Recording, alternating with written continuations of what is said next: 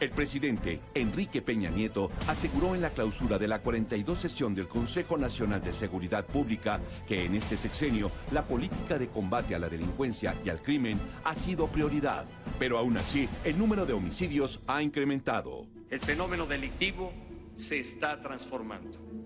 Hay una parte significativa de los homicidios que no está relacionada con el fenómeno del crimen organizado, sino con delitos del fuero común. 50% de los homicidios registrados en el país son por fenómenos delictivos locales relacionados con el robo, el secuestro, el pandillerismo, la violencia intrafamiliar o la violencia contra la mujer. ¿El marco jurídico de nuestro país puede reducir los delitos por homicidio? Y para hablar del incremento de homicidios del fuero común nos acompañan esta noche, aquí en Juzgue Usted, el licenciado Álvaro Colorado. Él es director jurídico de la Universidad Autónoma de Chapingo y ha sido miembro durante 6 años del Departamento Jurídico de la Secretaría de Marina. También nos acompaña Marcos Jair Córdoba. Él es maestro en litigación en juicios orales, doctorando en Derecho Penal y es abogado con 10 años de experiencia en el sector de hidrocarburos. Esta noche, aquí en Juzgue Usted. Ha habido un incremento casi exponencial del número de asesinatos en nuestro país. Cifras recientes señalan que la mayor parte de estos ya casi igualan a las del fuero común a los del fuero federal. ¿Por qué se ha incrementado el asesinato en México? ¿Hacen falta leyes que sean más duras, punitivas? Son dos preguntas. La primera, considero que no hacen falta leyes más duras. Yo creo que bastaría y sobrara con que se aplicara la ley tal como está, que eso es lo que nos ha impedido llevar a feliz término la reforma oral del derecho penal oral que estamos ahorita muy... El nuevo sistema de justicia penal. El nuevo sistema de justicia penal, perdón. Yo creo que con eso bastaría. En efecto, se ha incrementado bastante los homicidios. La última cifra que fue para el 30 de mayo de este año, primer semestre de 2017, es de 12.155 homicidios, que es superior incluso a la etapa más difícil que vivimos en el sexenio del presidente Calderón. Pero si no son las leyes las que impiden que este fenómeno siga creciendo, ¿será cuestión de educación? Considero que, y concuerdo con el licenciado Colorado, que las leyes tal y como están redactadas a día de hoy son buenas, en mi particular punto de vista. Tienen el espíritu de poder llevar a cabo un procedimiento que permita poder aplicar la ley, pero también generar justicia, ¿no? Porque no es lo mismo ley que justicia. Claro. En ese sentido, debemos de reforzar también valores que se inculcan desde que estamos en la escuela, ¿no? Desde pequeños. Más que en la escuela, porque la escuela lo que transmite es enseñanza. La educación se brinda en los hogares e incluso por las religiones. Si en esos hogares hay alguna creencia, pues la propia religión señalan como una cuestión negativa el matar. Tenemos normas internas, ¿no? Que Sí. son los valores de casa, como bien lo mencionó la propia religión. Pero también hay que atender que, por ejemplo, a día de hoy, y a modo de ejemplo, en la educación secundaria han quitado la materia de civismo. Es cierto, lamentablemente.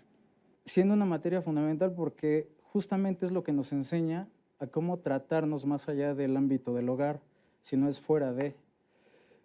Esa cuestión tiene que ver también con muchas cuestiones culturales, ¿no? Nosotros parecería increíble que estamos en México y tiramos un papel en la calle, pero aquel que cruza la frontera sigue y observa todas las disposiciones y reglamentos que hay, porque sabe que ahí sí va a venir la sanción, que también es otro factor. Si me permite abundar un poquito sobre lo que decía el licenciado Córdoba, hubo un caso muy sonado, ustedes lo recordarán, el famoso Chucky allá por los años 80. Hubo una jueza que decretó la libertad y textual en su sentencia, no es sentencia, en su auto de libertad, señala que se violentó el debido proceso y señalaba que la persona podía ser responsable, pero que se tenían que purgar los vicios que se habían cometido. Y a esta jueza que le refiero, omito nombres, le preguntaron que si no se sentía mal de no haber hecho justicia.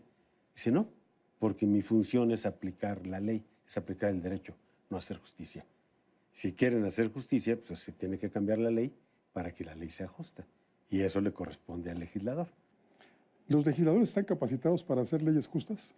Esos cargos deberían de ser exigibles para un conocimiento mayor, ¿no? Se entiende que son cargos de elección popular, pero sí debería de haber un requisito mínimo y que no sea propiamente el que podamos votar y ser votados, ¿no? Que prácticamente le abre la puerta a todo el mundo. Desde mi punto de vista, insisto, o sea, puede ser que lo que estoy diciendo, obviamente, conforme a la Constitución no está permitido, ¿no? Pero deberíamos de pensar, dadas las circunstancias que está viviendo el país, que hay ciertos paradigmas que se pueden Que solamente los ilustrados cambiar, ¿no? fuesen diputados y senadores. No necesariamente ilustrado, ¿no? Pero ¿por qué no segmentar por áreas, no? Hay muchas... Bueno, mire, lo que pasa es que desde mi punto de vista, las asambleas, sobre todo en la Cámara de Diputados, son la representación nacional. Y lo que hay en la Cámara de Diputados es lo que somos nosotros, nos representan exactamente. Vamos a regresar al principio justamente del tema, ¿no? Si la educación básica es mala, bajo esa lógica, pues quien está allá también, ¿no? Para efecto de hacer leyes, ¿no? Claro. No quiere decir que todos los que tengan que estar ahí sean ilustrados. Pero si alguien me va a representar, que esté obligado de hacerse llegar de personas... Un cuerpo de asesores. Exactamente. Y sí existen en los congresos, ¿no? Sí existen. La cuestión es que no parece, a lo mejor no les hacen caso. A lo mejor no les hacen caso. Entonces sí es cuestión de hacer leyes más fuertes, leyes más exigentes, con castigos más contundentes. Insisto, considero que no es por ahí el tema. En ese aspecto difiero un poquito del licenciado Córdoba, porque la ley penal en ningún momento establece un castigo, y es lo que hemos confundido ya como sociedad. Nosotros hablamos del castigo, hay que recluir a fulanito, hay que la cárcel como único castigo. La cárcel, la intencionalidad que tiene lo que creó el legislador en su momento es curar, es redimir socialmente. Pues hablan de centros de readaptación. Eso es lo que nos marca la ley. Ahora veamos qué es una cárcel. Pues una cosa horrible que va a hacer todo menos regenerar al sujeto, menos reinsertarlo. Y por ahí decía el doctor Quirós Cuarón, ni siquiera hablar de reinsertar, es insertar, porque nunca ha estado inserto dentro de la sociedad ese gobernado. Claro. Entonces la cuestión de, insisto, no es endurecer las leyes, es atacar el problema, y el problema lo tenemos en la aplicación de la ley. El doctor no está de acuerdo con lo que usted señala de que no hay que endurecer las leyes. ¿Qué haría más falta para hacerlas más duras en México entonces? Se ha demostrado a través del tiempo que cuando más se incrementa una sanción parecería que quienes cometen esa acción que podría ser constitutiva de un delito lo hacen con más frecuencia. La cuestión básicamente sería aplicar la ley, ¿no? Tal y como lo señala el texto de la misma, y que tiene que ver con los operadores del sistema. ¿Y qué impide que no se aplique tal cual?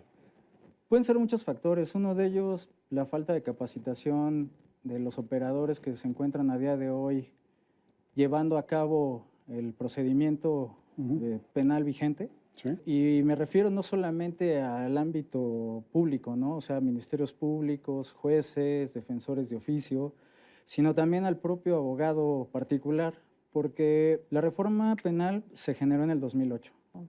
Tuvimos 8 años para prepararnos y poder llegar preparados al momento en que se implementó en toda la República Mexicana. Y tal parecería que no lo hicimos, ¿no? Eso ha traído como consecuencia que pareciera que las disposiciones no funcionan. Pero para mí eso es incorrecto, porque la disposición primero pues debe de haber un tiempo asequible o justo para que se pueda determinar si algo funciona o no. Ahorita es muy pronto para decir que las leyes no funcionan, y yo estoy en desacuerdo con todos aquellos servidores públicos que señalan al Código Nacional de Procedimientos Penales como si fuera el culpable de que no se lleve a cabo una prosecución penal de forma adecuada. Es cierto. Licenciado Colorado, ¿qué haría falta como sociedad para terminar con esta barbarie? No es posible que la vida no se siga respetando de la forma en que lo estamos haciendo. Considero que la sociedad ya está tomando cartas en el asunto, se están haciendo, tenemos las autodefensas, por ejemplo, ya está tratando de defenderse. Usted camine por cualquier calle de la Ciudad de México y encontramos calles cerradas con una reja. Eso es justamente lo que está haciendo la sociedad. Está tratando de rescatar la obligación o relevar de la obligación que tiene el gobierno de brindarnos esa seguridad. Ya se está haciendo. Que esté siendo tal vez por una vía no muy correcta, estamos de acuerdo. Pero las ya se autodefensas, sienta- las autodefensas fuera de la ley totalmente, ¿no? No, eso es una reacción de la sociedad. Sí estoy de acuerdo en que está fuera de la ley. Es una reacción de la sociedad para defenderse.